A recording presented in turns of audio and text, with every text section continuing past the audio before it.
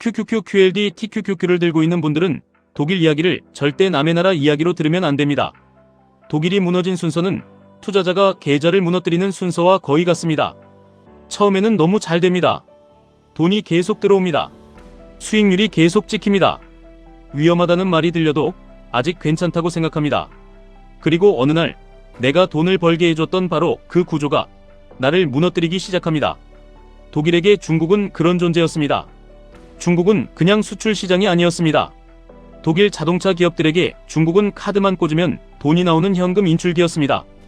폭스바겐은 2024년 기준 전 세계 판매량의 약 46%를 중국에서 팔았습니다. 둘 중 한 대를 중국 사람이 사준 겁니다. 벤츠, BMW, 포르쉐도 마찬가지였습니다. 독일차는 중국 중산층에게 성공의 상징이었습니다. 나 이제 돈 벌었다. 나 이제 올라섰다. 이걸 가장 확실하게 보여주는 물건이 독일차였습니다. 독일 입장에서는 완벽한 조합이었습니다. 독일은 만들고 중국은 사줬습니다. 독일은 기술을 팔고 중국은 돈을 냈습니다. 그런데 바로 이 달콤함이 독일을 무너뜨린 시작이었습니다. QQQ, QLD, TQQQ 투자자도 여기서 멈춰서 봐야 합니다.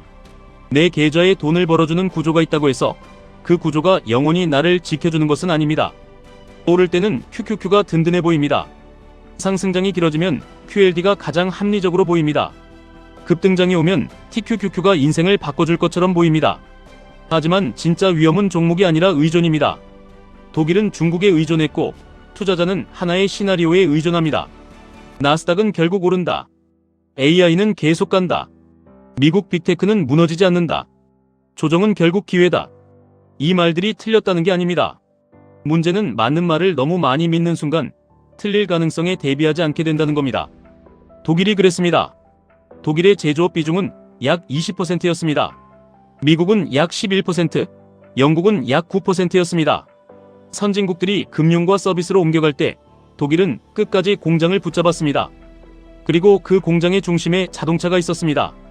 자동차 하나가 흔들리면 부품사, 물류, 노동자, 지역 경제가 같이 흔들리는 구조였습니다.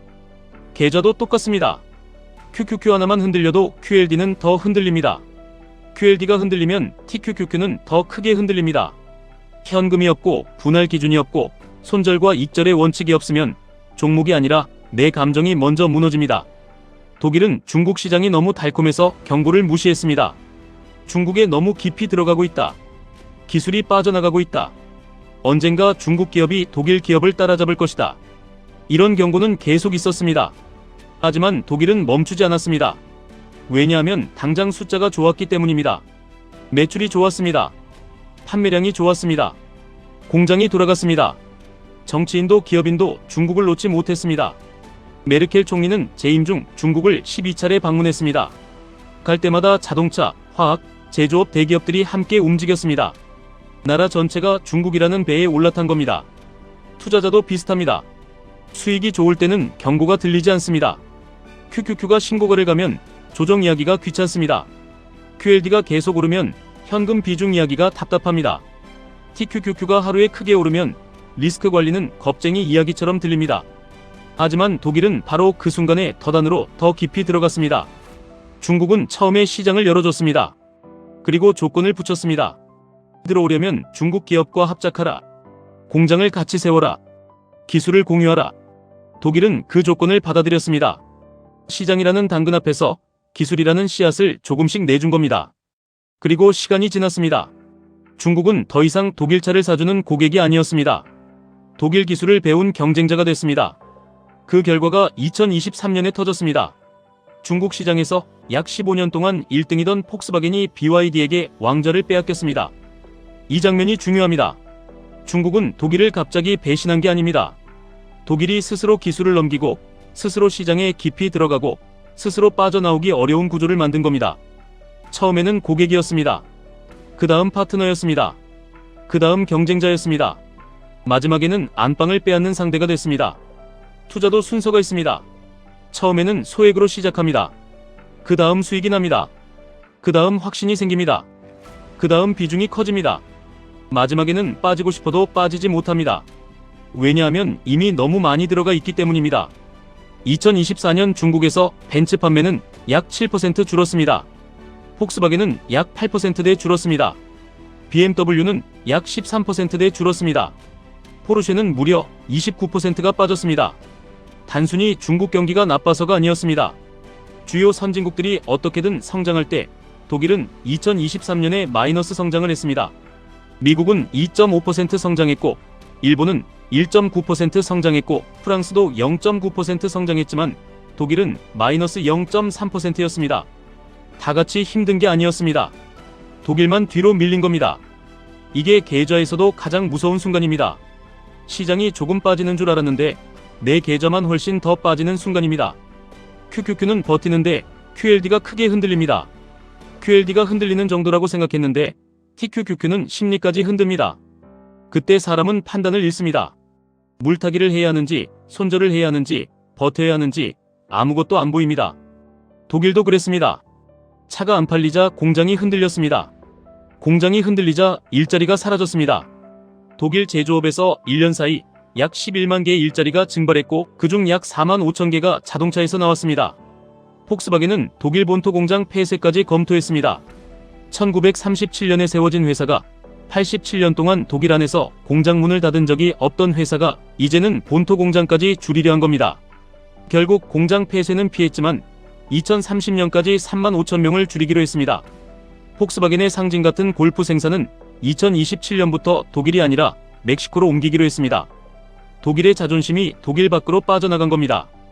여기서 끝이 아닙니다. 독일은 전기차 전환에서도 밀렸습니다. 독일은 자동차를 100년 넘게 정교한 기계로 봤습니다. 엔진, 변속기, 수만 개의 부품, 장인의 조립, 이것이 독일의 힘이었습니다. 그런데 중국은 자동차를 바퀴 달린 스마트폰으로 봤습니다.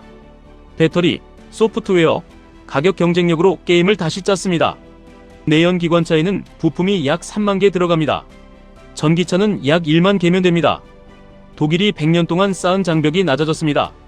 기술의 룰이 바뀌었는데 독일은 과거의 성공 공식에 오래 머문 겁니다.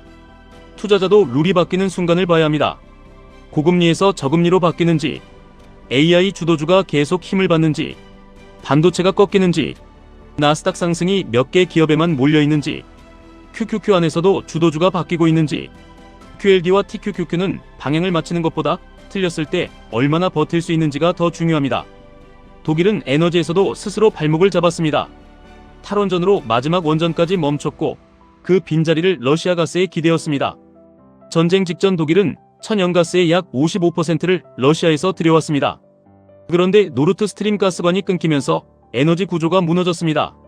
전기료가 폭등했습니다. 독일에서 같은 양의 전기를 쓰면 중국보다 약 5배, 한국보다 약 3배, 미국보다 약 2.5배 비싼 수준이 됐습니다. 공장을 돌릴수록 손해라는 말이 나왔습니다. 세계적인 화학기업 바스프는 2022년에 에너지 비용이 32억 유로, 우리 돈 약 4조 7천억 원이나 더 들었습니다. 결국 독일 일부 라인을 줄이고 중국의 거대한 신규 단지를 짓기로 했습니다. 독일 기업이 독일을 떠나 중국으로 가는 겁니다. 이게 의존의 끝입니다. 처음에는 돈을 벌려고 들어갑니다. 나중에는 살아남으려고 못 나옵니다. 투자에서도 처음에는 수익을 키우려고 TQQQ를 삽니다. 나중에는 손실을 만회하려고 TQQQ를 더 삽니다. 처음에는 전략이었는데 나중에는 중독이 됩니다. 처음에는 선택이었는데 나중에는 탈출하지 못하는 구조가 됩니다. 그럼 한국은 괜찮을까요? 한국은 독일보다 제조업 의존이 더 큽니다. 한국의 GDP에서 제조업 비중은 약 24.31%입니다. 독일보다도 높습니다. 구조만 보면 한국도 위험합니다. 하지만 독일과 다른 지점이 있습니다. 한국은 사드 보복 이후 중국 의존을 줄이기 시작했습니다. 그때는 정말 아팠습니다. 관광이 막히고 마트가 흔들리고 한류가 막혔습니다. 하지만 시간이 지나고 보니 그 충격이 예방주사처럼 작용했습니다. 한국의 대중국 수출 비중은 2022년 22.8%에서 2025년 2월 18.1%까지 내려왔습니다. 2003년 이후 가장 낮은 수준입니다. 2025년 상반기에는 미국 수출이 602억 달러, 중국 수출이 587억 달러였습니다. 미국이 중국을 추월했습니다. 독일은 중국으로 더 깊이 들어갔고 한국은 떠밀리듯 한 발 빠져나왔습니다. 하지만 이것도 완전한 안전은 아닙니다. 중국이 우리 물건을 덜 사는 이유는 중국이 스스로 만들기 시작했기 때문이기도 합니다. 반도체 대중 수출도 줄었고 일반 기계도 줄었습니다. 중국은 고객에서 경쟁자로 바뀌고 있습니다. 그래서 한국의 진짜 방패는 우연이 아닙니다. 메모리, 반도체, 배터리, 조선 여러 개의 기둥입니다. 독일은 자동차 하나에 너무 많은 걸 걸었습니다. 한국은 아직 여러 다리로 버티고 있습니다. 투자자도 똑같이 해야 합니다. QQQ는 중심이 될 수 있습니다. QLD는 시간을 압축할 수 있습니다. TQQQ는 기회를 크게 만들 수 있습니다. 하지만 전부 한 방향, 한 욕망, 한 타이밍에 몰리면 위험합니다. 중요한 건 더 많이 버는 것이 아니라 무너지지 않는 구조를 만드는 겁니다. 내가 지금 무엇에 의존하고 있는지 봐야 합니다. 현금이 있는지, 하락 기준이 있는지, 추가 매수 가격이 정해져 있는지, 익절 기준이 있는지, TQQQ 비중이 내 잠을 흔들 정도로 커져 있는지, 계좌가 아니라 감정이 먼저 반응하고 있는지. 독일은 경고를 듣고도 멈추지 못했습니다. 투자자는 독일처럼 되면 안 됩니다. 수익이 좋을 때 구조를 봐야 합니다. 잘 나갈 때 비중을 줄일 줄 알아야 합니다. 모두가 환호할 때 현금을 확인해야 합니다. 하락장이 왔을 때 그때 가서 계획을 세우는 사람은 늦습니다. 독일의 실패는 한 나라의 실패가 아니라 성공에 취한 구조의 실패입니다. QQQ, QLD, TQQQ 투자자에게 이보다 더 강한 경고는 없습니다. 3편 이미지 10. 끝까지 버티는 사람이 이깁니다. 돈을 벌게 해준 구조가 언젠가 나를 무너뜨릴 수도 있습니다. 그래서 지금 점검해야 합니다. 나는 시장을 이용하고 있는가? 아니면 시장에 끌려가고 있는가? 나는 레버리지를 운용하고 있는가? 아니면 레버리지가 내 감정을 운전하고 있는가? 이 질문에 솔직하게 답하는 사람이 오래 살아남습니다. 댓글로 남겨주세요. 여러분은 QQQ, QLD, TQQQ 투자에서 지금 가장 조심해야 할 의존이 무엇이라고 보십니까? 구독과 좋아요 눌러주시고 알림 설정까지 해두시면 시장의 겉면이 아니라 구조를 함께 보실 수 있습니다. 지금까지 1분 투자 하이젠버그였습니다.